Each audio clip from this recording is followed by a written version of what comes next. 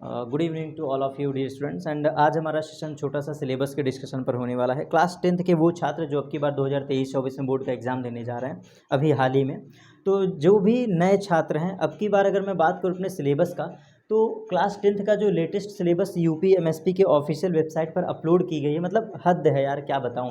NCERT वैसे ही तो आपने 70 और 30 का रिडक्शन कर दिया है, ऊपर से इतना कम सिलेबस कर दिया है। तो पूरे साइंस में अगर सबसे छोटा पोर्शन किसी का है तो फिजिक्स, जो मैं मानता हूँ, मतलब मुझे ऐसा लगता है फिजिक्स का पोर्शन सबसे छोटा है। इसीलिए डिस्कस करने के लिए आज का मैंने सिलेबस अपना डिस्कशन की क्लास रखा है। तो यहाँ पे 2 मिनट में बस जितना फास्ट हो सकता है बस एक बार आप देख लीजिए। आज के सेशन में हम डिस्कशन करने वाले हैं फिजिक्स का लेटेस्ट सिलेबस। ये हमारा लेटेस्ट सिलेबस है, बिल्कुल ठीक। लेटेस्ट सिलेबस पे हम डिस्कशन करने वाले हैं, बस फास्ट वे में एक बार देख लीजिए।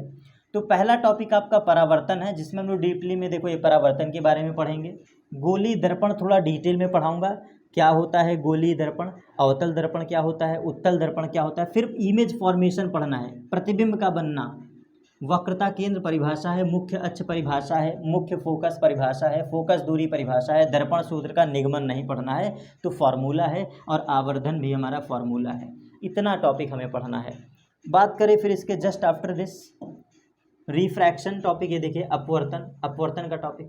तो अपवर्तन में आपको अपवर्तन का नियम पढ़ना है, अपवर्तनांक पढ़ना है, गोली लेंस पढ़ना है, गोली लेंस के द्वारा बनने वाले प्रतिबिंब, मतलब ओवरऑल इमेज फॉर्मेशन इन लेंस पढ़ना है। बात करें अगर तो image formation for Lenz, image formation for Lenz, lens में कैसे प्रतिबिंब बनता है ये आपको पढ़ना है। तो बेसिकली इसका डेरिवेशन, फिर इसके बाद आपको डेरिवेशन पढ़ना है लेंस का। एंड आफ्टर दिस मानव नेत्र पर देख लीजिए। तो मानव नेत्र में लेंस का क्या कार्य है, मतलब मानव नेत्र के बारे में बेसिक कुछ परिभाषाएं पढ़ेंगे, क्या क्या लेंस होता है। दृष्टि दोष के बारे में पढ़ना है, एक निकट दृष्टि दोष होगा, एक दूर दृष्टि दोष होगा, इसका निवारण पढ़ेंगे। गोली दर्पण तथा लेंसों का अनुप्रयोग क्या है, मतलब दोनों का यूज़ क्या है, गोली दर्पण तथा लेंसों का एक साथ यूज़ क्या है, इसके बारे में पढ़ेंगे। प्रिज्म द्वारा प्रकाश का अपवर्तन, very and very most important topic, इसको रेड से मैं कर दे रहा हूँ। This is very and very most important, 100% आता है, ये देख लो, ये तो श्योर है। प्रिज्म का ये लिख लो अभी से, 100% यही आता है एग्जाम में, प्रिज्म का अपवर्तन हर बार आता है। विक्षेपण पढ़ना है, प्रकीर्णन पढ़ना है, दैनिक जीवन में उपयोग पढ़ना है। इस स्लाइड को कैंसिल करके एक बार ऊपर चलते हैं, फिर इसके बाद हमारा ये स्लाइड पूरी तरह से ख़त्म हो जाएगा। मतलब ये प्रकाश में आपको सिर्फ इतना पढ़ना है। ये आपका पूरा जो है ऊपर मैंने रंगा है, ये लाइट का सेशन है, लाइट का सेक्टर है, लाइट का एरिया है, लाइट में तुमको इतना पढ़ना है। फिर आइए अपने लेटेस्ट सिलेबस और सबसे आखिरी सिलेबस ख़त्म कहानी, इसको ख़त्म कहानी या ख़त्म बाजार कहेंगे, क्योंकि सिलेबस में दम है ही नहीं, सिलेबस में दम है ही नहीं। करंट एंड इलेक्ट्रिसिटी का टॉपिक ये देख लीजिए, विद्युत प्रभाव क्या क्या पढ़ना है, धारा पढ़ना है, विभवांतर पढ़ना है, विद्युत धारा बता ही दिए, ओम का नियम बता ही दिए, प्रतिरोध हमने पढ़ाया है, प्रतिरोधकता हमने पढ़ाया है, कारक पढ़ाया है, चालक का प्रतिरोध किस पे निर्भर करता है पढ़ाया है, श्रेणी क्रम समांतर क्रम हमने पढ़ाया है, उसमें प्रभाव पढ़ाया है, इसका दैनिक जीवन में यूज़ क्या है, पावर के बारे में पढ़ाया, रेजिस्टेंस के बारे में। ये जितना टॉपिक मैंने लिखा है ये सारा टॉपिक हमने लेटेस्ट अभी हाल ही में नए वीडियो में सब कुछ पढ़ाया है। धारा, विभवांतर, प्रतिरोध, ओम का नियम, सब कुछ मैंने डिटेल में पढ़ाया है। तो ये भी टॉपिक बस एक बार देख लीजिए। ऑलरेडी मैं इस सिलेबस डिस्कशन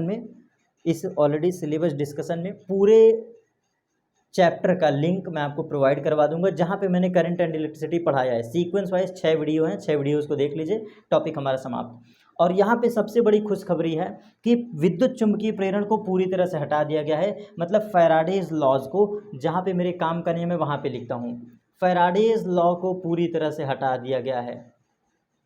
फैराडेज लॉ पूरी तरह से हटा दिया गया है। विद्युत चुंबकीय प्रेरण एक चैप्टर था, विद्युत चुंबकीय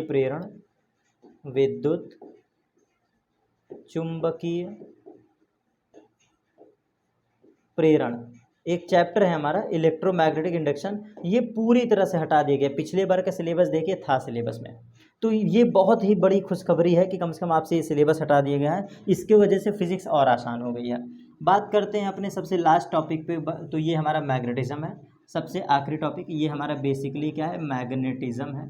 बहुत जल्दी आपको इस पर भी वीडियोस मिलने शुरू हो जाएंगे, क्योंकि करंट एंड इलेक्ट्रिसिटी पढ़ाया है, तो करंट एंड इलेक्ट्रिसिटी के बाद हम मैग्नेटिज्म ही ख़त्म करेंगे, ठीक है। मैग्नेटिज्म तो मैग्नेटिज्म की कहानी में क्या क्या पढ़ना है देख लीजिए।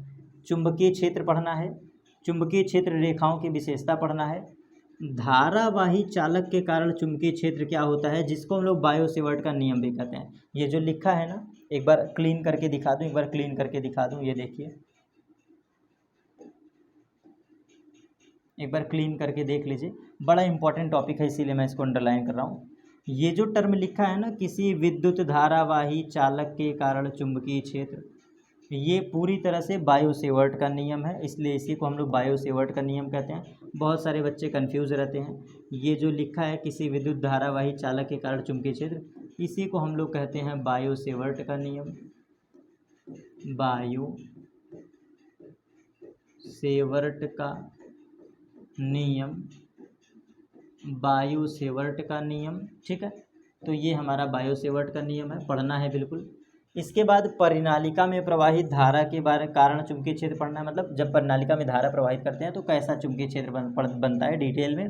और फिर चुंबक के द्विध्रुव के बारे में, मतलब कुल मिला के चुंबकीय क्षेत्र में किसी विद्युत धारावाही चालक का लगने वाला बल, मतलब ओवरऑल फोर्स क्या होता है, IBL साइन थीटा। इसका फॉर्मूला होता है F बराबर IBL sine theta, IBL sine theta. यही आपको दो डेरिवेशन, मतलब इस चैप्टर में सिर्फ दो डेरिवेशन पढ़ना है।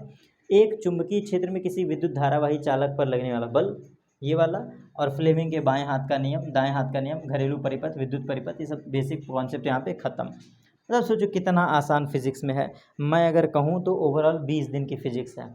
अगर मैं अपने लहजे से बोलूँ तो 20 से 25 दिन की पूरी फिजिक्स है, इतने में ख़त्म कहानी, आपका सिलेबस बिल्कुल कवर। एक बार इसको देख लीजिएगा, डिस्क्रिप्शन बॉक्स में प्रोवाइड करवा दूंगा। सिर्फ मेरे बताने का पर्पज़ ये था कि इससे मैं कहीं ज़्यादा पढ़ा रहा हूँ, अकॉर्डिंग टू सिलेबस न चल के मैं थोड़ा सा और अगेंस्ट भी जा रहा हूँ, मतलब कि बियॉन्ड द सिलेबस, सिलेबस से थोड़ा आगे, थोड़ा बढ़ करके डिटेल पढ़ा रहा हूँ। हाँ, पढ़ाते समय इतना बोल दूंगा कि ये टॉपिक तुमको पढ़ना है, ये टॉपिक पढ़ के जाओ सिलेबस के अकॉर्डिंग, तो सारी बातें क्लियर। बस सिलेबस का ये छोटा सा डिस्कशन था।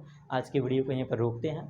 एंजॉय करिए, पढ़ाई करिए। डिस्क्रिप्शन में ऑलरेडी करंट एंड इलेक्ट्रिसिटी का प्लेलिस्ट लगा दिया जाएगा, रीड कर सकते हैं आप सभी। Thanks to all of you.